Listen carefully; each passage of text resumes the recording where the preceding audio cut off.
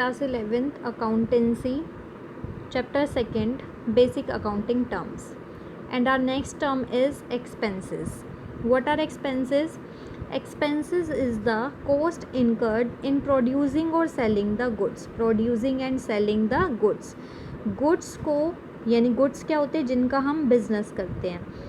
जिस भी चीज़ का आप बिज़नेस करते हैं, जैसे आप सेलिंग ऑफ क्लोथ्स करते हैं, तो क्लोथ्स को बनाने के लिए आप क्या करेंगे, कुछ ना कुछ खर्चा करेंगे. उसके लिए फैब्रिक लेकर आएंगे, फाइबर लेकर आएंगे. तो उसके ऊपर जो आपने खर्चा करा उसको प्रोड्यूस करने के लिए, फाइनल प्रोडक्ट में बदलने के लिए, तो गुड्स को प्रोड्यूस और सेल करने में, अब सेल करने का क्या खर्चा होगा, जैसे ट्रांसपोर्ट चार्जेस हो गए या फिर आपने वर्कर्स लगा रखे हैं. तो प्रोडक्शन और सेलिंग पे जो खर्चा आता है उसको हम कहते हैं एक्सपेंसेस. या आप कोई सर्विसेज प्रोवाइड करते हैं, जैसे कि ट्रांसपोर्ट सर्विसेज आप देते हैं, तो उसके ऊपर आपने बस भी खरीद रखी है, पेट्रोल का खर्चा भी है, तो ये एक्सपेंसेस होते हैं. ये आपको डे टू डे इनकम करने में मदद करते हैं, यानी जनरेटिंग रेवेन्यू में मदद करते हैं. फिने एंड मिलर ने क्या कहा है, expenses is the cost of use of things और services for the purpose of generating revenue. Generate मतलब प्राप्त करना, रेवेन्यू मतलब इनकम. इनकम लेने के लिए हम उनके ऊपर जो कॉस्ट लगाते हैं उनको हम एक्सपेंसेस करते हैं. एक्सपेंसेस में कौन कौन सी टर्म्स इंक्लूड होती है. First is cost of goods sold. Cost of goods sold, goods जो आप बेच रहे हैं उनकी कॉस्ट क्या है, यानी कि आप उनको बना कितने में रहे हैं, वो एक्सपेंसेस होते हैं. Amount paid for rent, commission, salary, advertisement etcetera.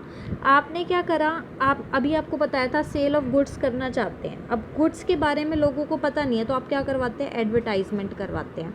तो सेलिंग ऑफ गुड्स में क्या खर्चा किया आपने, एडवर्टाइजमेंट का, यानी विज्ञापन का खर्चा किया. तो एडवर्टाइजमेंट भी क्या है, आपके लिए एक एक्सपेंस है.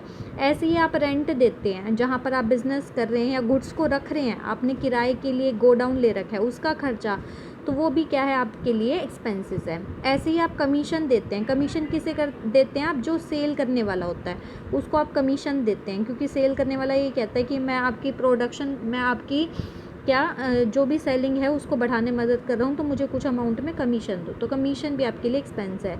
ऐसे ही आप सैलरी दे रहे हैं जो आपने वर्कर या एम्प्लॉयज़ लगा रखे हैं.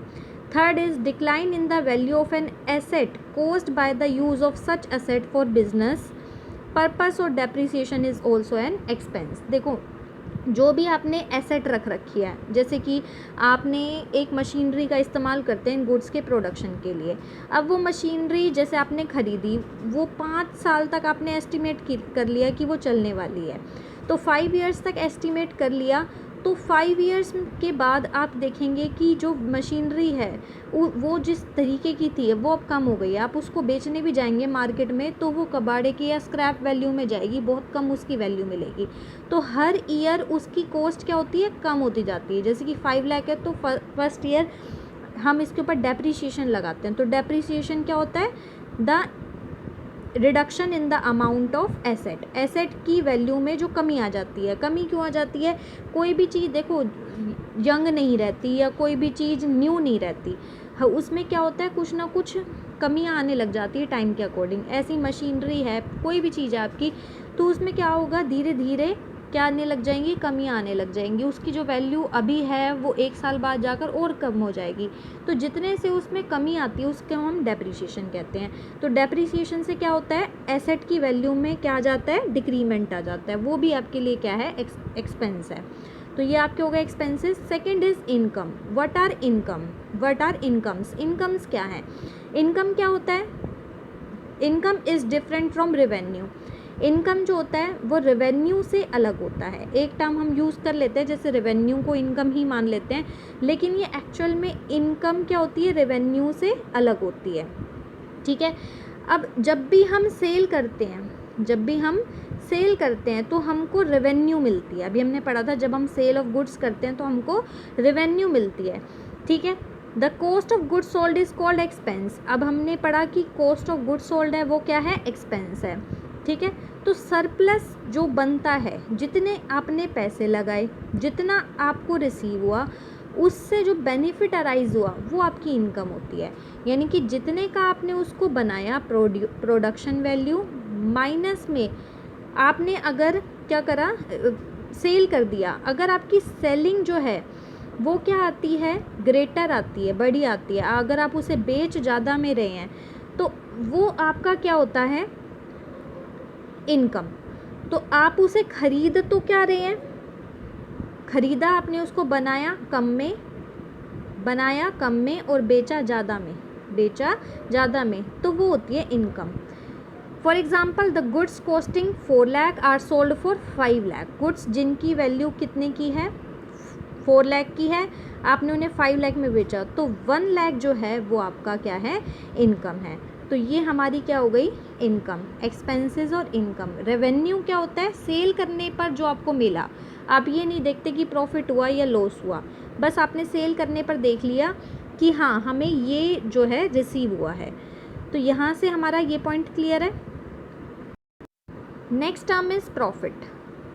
प्रॉफिट क्या है आपके लिए, तो यहाँ पे प्रॉफिट को देखते हैं। Profit it is the excess of total revenue over total expenses. ये क्या है आपके लिए, प्रॉफिट क्या होता है कि जितना आपने रेवेन्यू लिया, रेवेन्यू मतलब सेल करने पर जितना कमाया, अगर वो ज़्यादा आए एक्सपेंसेस से, आपने उसके ऊपर जितना खर्चा किया था, वो आपके लिए क्या होता है, प्रॉफिट। उसी टर्म को हम क्या ले लेते हैं, इनकम भी ले लेते हैं। तो प्रॉफिट इनकम एक ही चीज़ है कि यहाँ पे क्या है, इनकम या प्रॉफिट का मतलब क्या हो गया कि जितना आपने उसको ख़रीदा था या जितना आपने उसके ऊपर खर्च किया था, एक्सपेंसेस जितने आपने लगाए थे उस गुड्स को प्रोड्यूस करने पर, और उसको बेचते हैं आप ज़्यादा, तो जितने ज़्यादा में यानी एक्सेस में बेचते हैं उसे हम प्रॉफिट कहते हैं। Profit increases the investment of the owner. Owner जितना इन्वेस्ट कर रहा है उसको बढ़ाता है। सीधी सी बात है, अगर एक ओनर ने 5 लाख इन्वेस्ट कर रखे हैं, अगर वो प्रॉफिट 1 लाख का लगा लेता है तो उसके बिजनेस में टोटल कैपिटल कितनी हो जाएगी, 6 लाख। तो यहाँ पे प्रॉफिट क्या कर देता है, हमारे बिजनेस की इनकम को, हमारे बिजनेस की इन्वेस्टमेंट को बढ़ा देता है। Next is gain. It is a monetary benefit. Monetary मतलब मनी में जो बेनिफिट रिजल्ट होता है, जो भी हम ट्रांजेक्शन करते हैं, जो भी आप बिजनेस में कर रहे हैं। For example if a building costing 10 lakh is sold for 12 lakh, 2 lakh will be the gain. तो ये भी गेन प्रॉफिट एक ही टर्म है। प्रॉफिट ले लें चाहे गेन ले लें, बात एक ही कि जो आप एक्सेस कमा रहे हैं, जितने का बनाया लेकिन बेच रहे हैं ज़्यादा में, तो वो आपका प्रॉफिट या गेन कहलाता है। बस प्रॉफिट मॉनेटरी ना होकर गेन क्या होता है, मॉनेटरी यानी मनी में होता है। लॉस क्या है, जब आपने एक्सपेंडिचर तो लगाया ज़्यादा लेकिन इनकम हुई कम। यानी अगर आप एक चीज़ 2 लाख की बनाते हैं और उसे बेचते हैं 1 लाख में, तो 1 लाख का क्या हो गया, आपका लॉस हो गया। तो लॉस क्या होता है कि यहाँ पर एक्सेस अमाउंट किसका होता है, एक्सपेंडिचर का। It is the excess of expenses over revenue के ऊपर जो एक्सेस आप खर्चा करते हैं वो आपका लॉस होता है। फॉर एग्ज़ाम्पल आपने 2 लाख का कुछ परचेज़ किया था, आप उसे बेच रहे हैं 1 लाख में।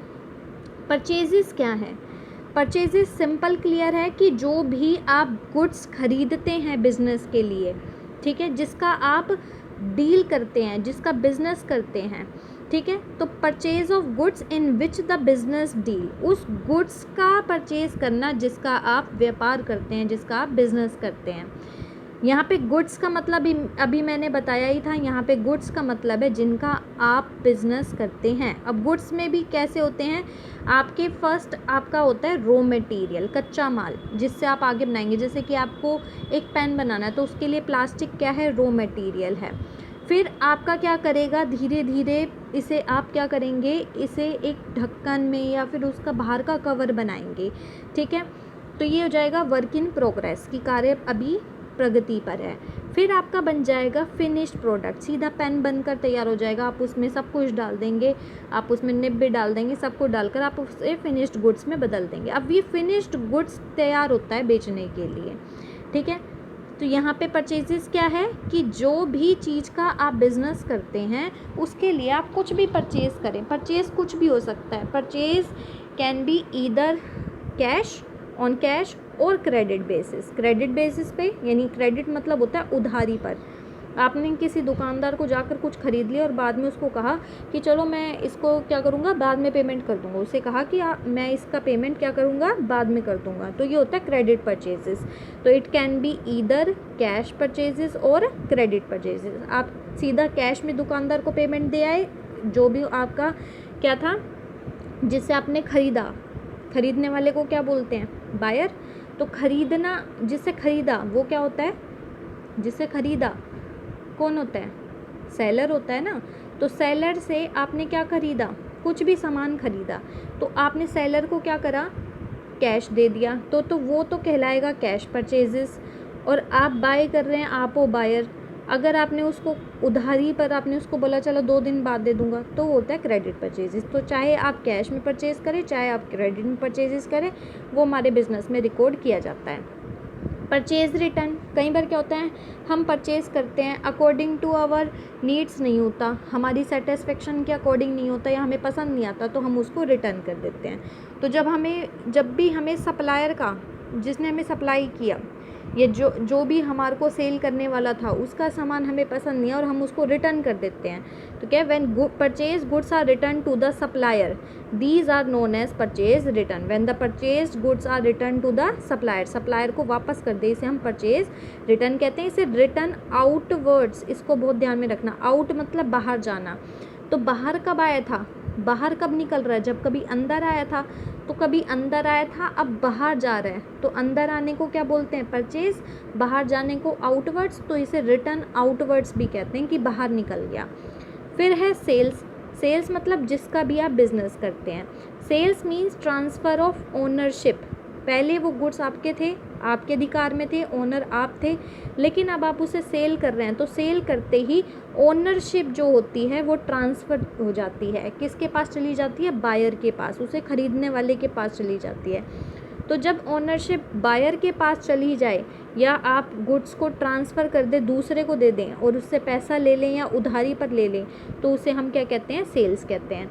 सर्विसेज टू कस्टमर, आप कस्टमर को देते हैं फॉर अ प्राइस, उसने कोई पेमेंट करी, उसके बदले में सर्विसेज दे रहे हैं, उसे आप सेल्स कहते हैं। If Tarun sells a computer to Varun, the ownership of computer will be transfer from Tarun to Varun. ये तो सिंपल सी बात है, आप किसी भी शॉप पे जाते हैं, वहाँ से अपनी कोई भी ड्रेस खरीदते हैं, तो पहले वो मालिक, उसका ओनर कौन होता है, वो जो शॉपकीपर होता है वो होता है, लेकिन ख़रीदने के बाद, पेमेंट करने के बाद आप उसके ओनर बन जाते हैं। तो ओनरशिप का ट्रांसफ़र सेल्स कहलाता है। Next is sales return. कई बार आप क्या करते हैं, सामान खरीद लाते हैं, उसको बोल आते हैं कि अगर मुझे घर पे जाकर फिट नहीं आया तो, या अच्छा नहीं लगा मेरे घर वालों को, तो मैं वापस कर दूंगा। तो ये होता है सेल्स रिटर्न। सेल्स रिटर्न का दूसरा नाम है रिटर्न इनवर्ड्स। इनवर्ड्स का मतलब है, सेल आपने किया, तो सेल करने से आप अपने तरीके से सोचो, आपने कोई भी चीज़ सेल करी तो आपके यहाँ से गया होगा, गया होने के बाद वो वापसी आ गया, तो इनवर्ड अंदर आ रहा है, तो इसे हम क्या कहेंगे, रिटर्न्स इनवर्ड्स। तो यहाँ पे ध्यान रखना है, परचेज़ करते हैं आप, खरीदते हैं, खरीदने के बाद क्या होता है, रिटर्न आउटवर्ड्स, आप उसे वापस बाहर निकाल देते हैं, जबकि सेल करने के बाद वापसी अंदर आता है, तो इनवर्ड्स बन जाता है। Next is stock. स्टॉक क्या होता है, और स्टॉक इन ट्रेड क्या होता है। स्टॉक में क्या होते हैं, गुड्स को इंक्लूड करते हैं, जो हमारे पास माल रखा हुआ है, यानी तैयार माल जो हमारे पास रखा हुआ है, उसे हम कहीं पे भी रख सकते हैं, गोडाउन में भी रख सकते हैं। तो यहाँ पे रखा हुआ जो माल है वो स्टॉक है। अब स्टॉक 2 तरीके से होता है, ओपनिंग स्टॉक और क्लोजिंग स्टॉक। साल के शुरुआत में, या फिर देखो हमारा ईयर जो है 1 अप्रैल को स्टार्ट हुआ, ठीक है, 31 मार्च, पिछले वाले 31 मार्च का सामान रखा था, अब वो हम फेंक तो नहीं देंगे, उसे 1 अप्रैल को यूज़ कर लेंगे, क्योंकि अकाउंटिंग जो पीरियड होता है 31 मार्च को ख़त्म हो जाता है। 31 मार्च को ख़त्म होने का मतलब ये नहीं है कि बिज़नेस ख़त्म हो रहा है, बिज़नेस नहीं ख़त्म हो रहा। तो यहाँ पे 1 अप्रैल को हम क्या करेंगे, उस बचे हुए माल को दोबारा से ले आएंगे, तो वो हमारा क्लोजिंग स्टॉक ना होकर क्या बन जाता है, ओपनिंग स्टॉक 1 अप्रैल को। और क्लोजिंग स्टॉक क्या होगा, जो 31 मार्च का था। तो बचा हुआ माल जो हमारे ओपनिंग स्टॉक शुरुआत में है, साल के स्टार्टिंग में, अगर साल आपका 1 अप्रैल को स्टार्ट हो रहा है तो 1 अप्रैल, और जो 31 मार्च है उस पे जो स्टॉक रखा हुआ है वो हमारा क्या कहलाता है, क्लोजिंग स्टॉक।